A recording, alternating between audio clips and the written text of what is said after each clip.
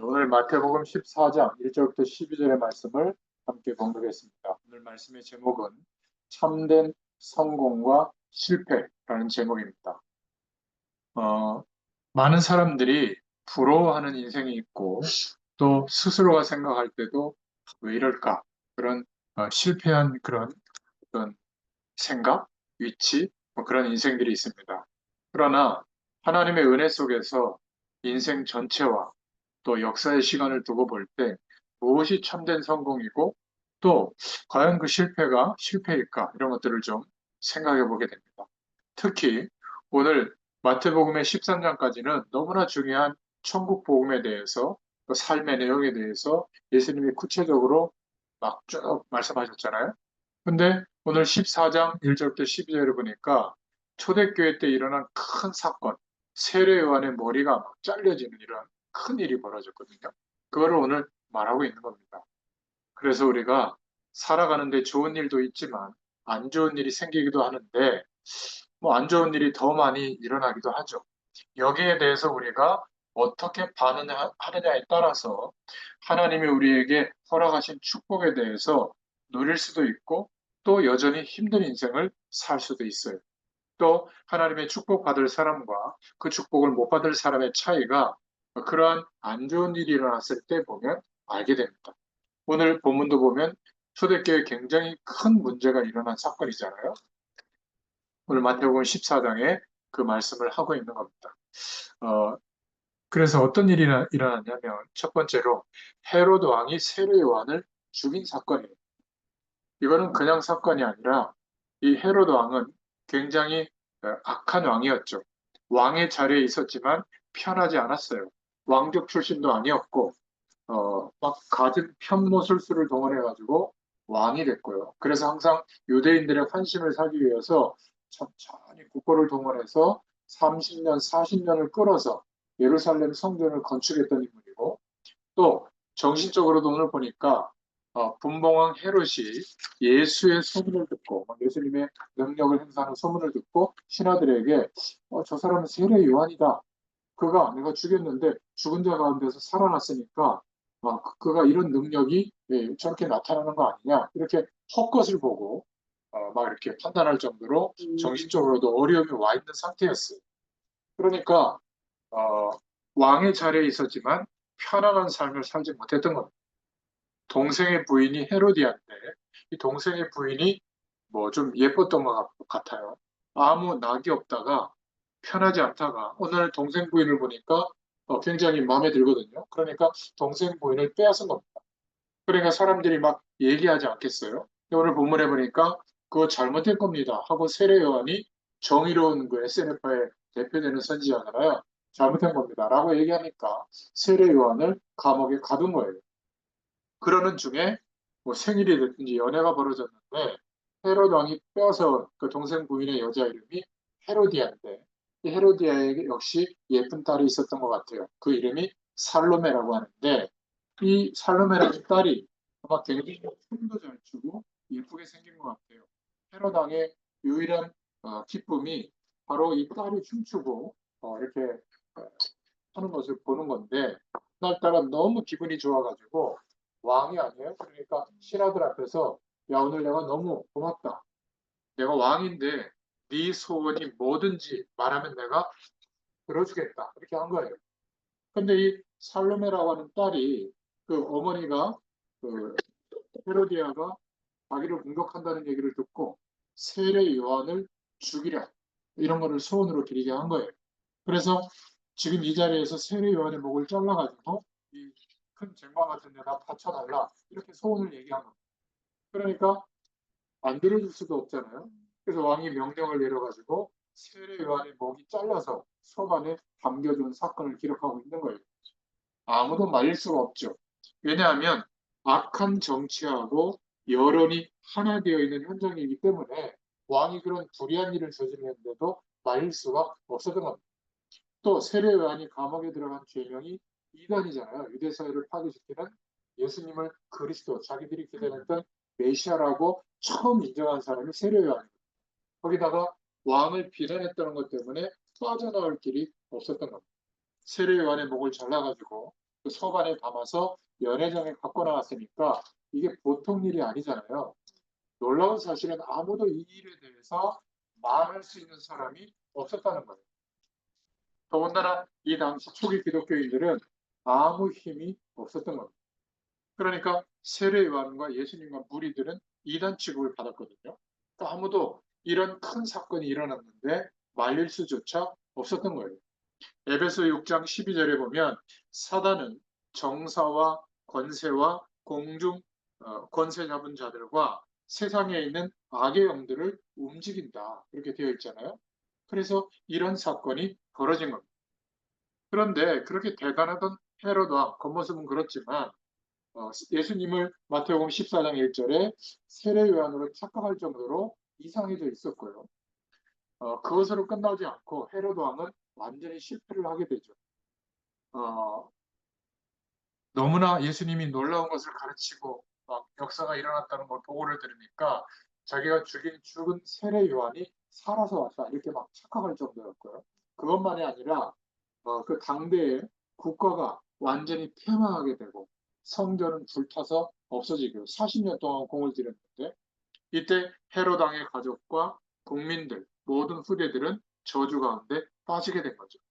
그러니까 그냥 보면 하나님 없이 막 권세와 능력을 행사하는 것, 그래서 굉장한 이득을 보는 것 같고 그것 때문에 피해를 입은 하나님의 사람들이 그런 문제로 끝나는 것 같지만 그냥 그렇게 끝나는 것이 아니에요. 역사의 시간을 지나가 보면. 그래서 우리는 오늘 두 번째로 성경 말씀을 통해서 일어난 큰 문제를 보면서 우리에게 일어나는 문제에 대한 바른 해석이 필요한 줄로 믿습니다.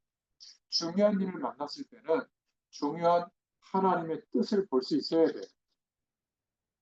저와 여러분은 하나님의 은혜 속에서 큰 인물이 되기를 바랍니다. 결국 믿음이 작고 그릇이 작은 잔챙이는 큰 일을 절대 못하죠.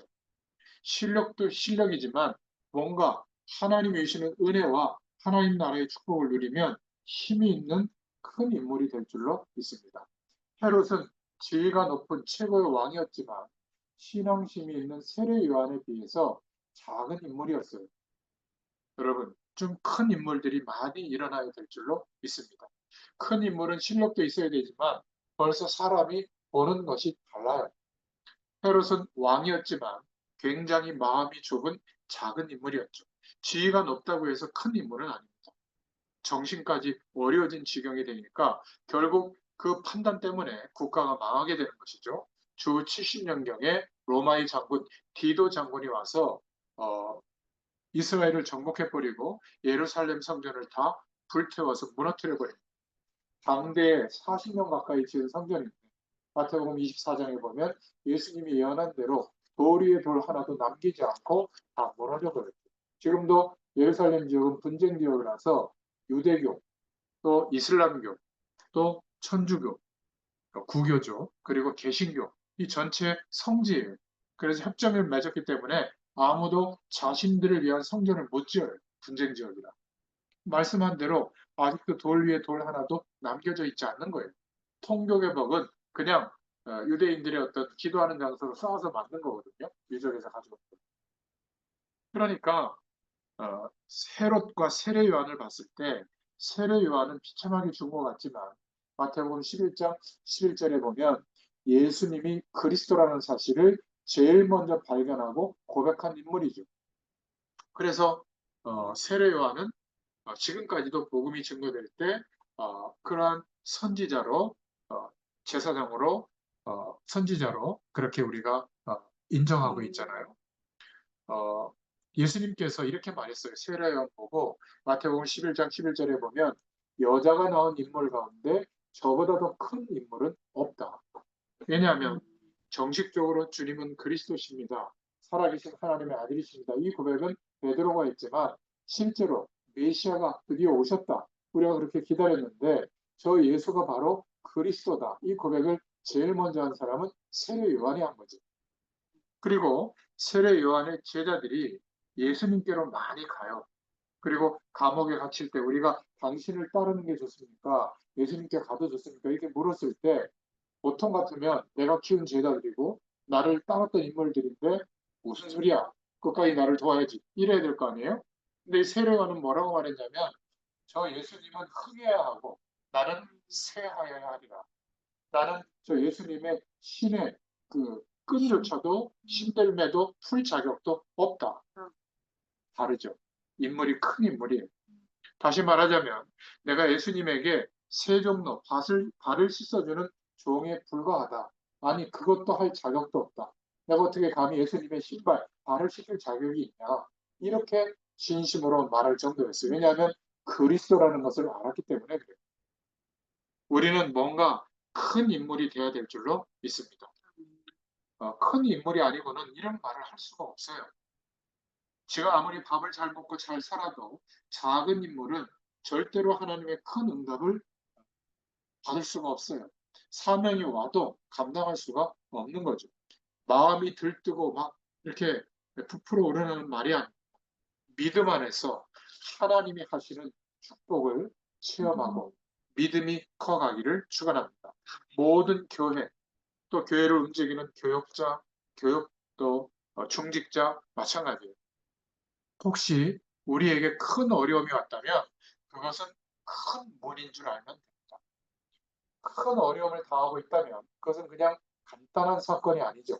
내가 실수했든지 외부적 요인 때문이든지 하나님이 허락하시는 주권 안에서 벌어지는 일이라면 우연히 벌어지는 일이 아니에요.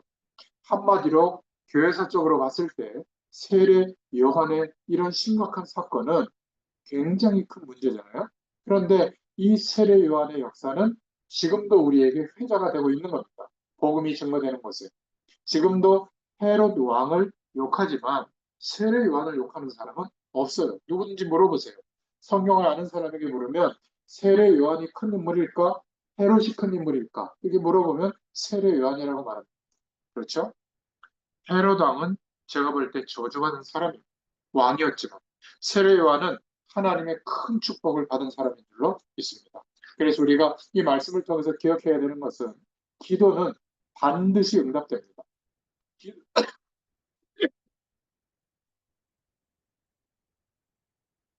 우리가 기도를 많이 할 수도 있고 적게 할 수도 있고 또 예배를 뭐 많이 참여해서 드릴 수도 있고 조금 약하게 드릴 수도 있지만 그것 때문에 응답의 질이 달라질 줄 알잖아요. 아니에요.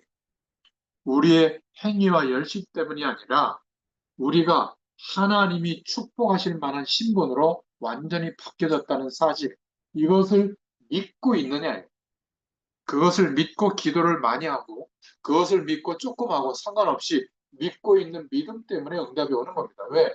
하나님의 약속이기 때문에. 신분에 따르는 결과가 오는 거예요. 그것도 내 일평생 이 복음을 위하여 살겠습니다라고 마음을 하나님 앞에서 결단한 전도자가 기도하면 반드시 응답이 옵니다. 지금 우리의 현장과 또 우리가 기도하고 있는 현장, 전 세계에는 하나님이 예비하신 응답의 문이 열려 있어요. 여기에 우리가 문제와 어려움이 왔을 때 어떻게 반응하느냐에 따라서 이 축복의 문이 열리는지, 여전히 어려움 속에 있는지 결과를 보게 될 겁니다. 여성들은 가정에 어려움이 왔을 때 어떻게 대처하느냐 보면 알 수가 있잖아요. 충신은 평상시에 잔치 벌일 때는 다 충신이에요. 근데 국가에 어려움이 와보면 알 수가 있죠. 여러분, 기도는 반드시 응답이 옵니다. 하나님의 자녀가 기도하기 때문에 틀림없이 응답이 와요. 이제 좀 하나님의 많은 축복들을 여러분 받으시길 바랍니다. 그 축복의 시간표가 와 있어요. 전국과 세계, 한국은 사실 하나님이 작정해 두신 응답의 문들이 다 열려 있어요. 정말로 큰 인물들은 문제 당하면 알게 됩니다. 그렇죠? 잔치가 벌어지고 평상시에는 잘 몰라요. 나라가 어려움이 닥치고 죽음이 닥치고 이럴 때는 정말 충신과 간신들이 뭐 자기가 감추려고 해도 포시가 날 수밖에 없죠. 우리가 좋은 응답도 좋겠지만 안 좋은 일이 일어날 때 어떻게 해야 될 것인가? 그 안 좋은 일에 대해서 어떻게 우리가 바라볼 것인가? 교회나 직장이나 가정에서 그런 일이 일어났을 때 우리는 어떻게 생각해야 될 것인가? 세례 요한의 제자들이 그들의 스승을 떠날 때 오히려 세례 요한은 떠나라고 합니다. 참 큰 그릇이죠. 저는 이런 큰 인물들이 교회 안에서 우리의 모든 전도 현장에서 많이 일어나야 된다고 기도하고 있습니다. 나는 내 주변에서 일어나는 어려움에 대해서 어떻게 반응하느냐. 이게 너무나 중요해요. 교회 안에 내 개인에게 좋은 일도 있지만 안 좋은 일이 일어날 때 나는 어떻게 하고 있는가? 어떻게 반응하는가? 또 직장에서도 여러 가지 기쁜 일도 있지만 안 좋은 일이 일어났을 때 나는 어떻게 대처하고 있고 어떻게 그때 인도받고 있는가? 우리가 막 기도해서 막 좋은 일이 있고 부흥되는 것도 좋지만 이런 교회에 큰 사건이 일어났을 때 어떻게 해야 될까? 어떤 면에서는 여기에 대한 생각과 인도받는 것이 더 중요한 거예요. 이거는 큰 사건이잖아요. 오늘 본문은. 벌써 세례요한은 이렇게 될 결과를 아마 예측하지 않았을까? 저는 그렇게 생각합니다. 그러니까 세례요한 뒤에 따라붙었던 제자들이 많이 있었는데 어떻게 해야 될까요? 우리가 예수님을 따라가야 되겠습니까? 당신을 끝까지 따라가야 되겠습니까? 그랬을 때 세례요한이 깜짝 놀라면서 한 말이에요. 그는 흥해야 하고 나는 쇠하여야 될 것이다. 나는 그의 신들매 풀 자격도 없다. 쉽게 말하면 그분은 메시아시다. 무슨 소리냐? 당연히 예수님을 따라야지. 구약에 예언된 그리스도 바로 그분이시다. 그 말이죠. 그리고 세례요한은 감옥에 들어갔고 감옥에 들어가서 죽게 된 겁니다. 저는 이런 각본을 충분히 세례요한이 예측했다고 봐요. 그냥 사건이 아니잖아요. 보통 인물이 아닙니다. 교회에 이런 하나님의 사람들이 많이 일어나야 될 줄로 믿습니다. 한국의 기독교인이 1000만이다, 1200만이다 하는데 우리 목회자들이 우리끼리 하는 얘기인데 과연 정말 복음의 능력을 소유한 사람들이 이 인구 중에 기독교인 중에 10%나 될까? 과장되게 말해서 정말로 하나님이 함께 하시는 축복을 누리는 믿음의 인물들이 일어나야 될 줄로 믿습니다. 그러면 세계복음화가 금방 되겠죠. 아니, 거기까지는 안 가더라도 여러분들에게 일어난 일들 가운데 안 좋은 일이 일어났을 때 어떻게 할 것인가를 하나님 앞에서 생각해 보고 하나님의 인도를 받으려고 하는 것이 너무 중요한 거예요. 금식기도 몇 번 하는 것보다 더 중요해요. 가정에 어려움이 일어났는데 나는 어떻게 해야 될 것인가? 하나님께 물어보고 인도받는 이것이 막 밤새워서 기도하는 것보다 훨씬 더 중요합니다. 어차피 금요 기도에 안 나오는데 하지 말라는 말이 아니라 금요 기도에 와서 막 부르짖는 거 좋은 것이지만 우리에게 어려움이 올 때 그것을 어떻게 해석하느냐가 그만큼 더 중요하다. 하나님께서는 분명히 하나님의 시간표를 가지고 계세요. 그러니까 어려움이 왔을 때 하나님 앞에서 조용하면서도 진실되게 한번 물어보세요. 그때 하나님께서는 많은 분들을 여실 겁니다. 오늘 결론이 교회 안과 밖에 내 삶의 주변에서 안 좋은 일이 일어났을 때 나는 어떻게 할 것인가? 교회 안에서 발생하는 시기와 갈등 이것에 대해서 어떻게 반응하느냐에 따라서 큰 인물인가 아닌가 결정이 되어지죠. 집안에서 문제가 생길 때도 마찬가지입니다. 안 좋은 일, 시기, 갈등이 많이 있을 텐데 그때가 너무 중요한 시기. 큰 인물과 작은 인물은 이때 표시가 납니다. 어떤 사람은 가는 곳마다 자꾸 말썽을 만드는 사람이 있잖아요. 아주 작은 인물 중에 작은 인물이라서 그래요. 오늘 하나님의 축복을 받는 데는 어떤 면에서는 간단합니다. 혹시 집안에 문제가 있다면 간단하죠. 여기에서 큰 축복받을 기회가 오는 거예요. 혹시 직장과 산업체에 갈등이 있다면 한번 잘 생각해 보세요. 하나님 앞에서. 혹시 교회가 부흥되지 않고 자꾸 문제가 온다면 잘 생각해 보시기 바랍니다. 그때가 하나님을 바라볼 기회예요.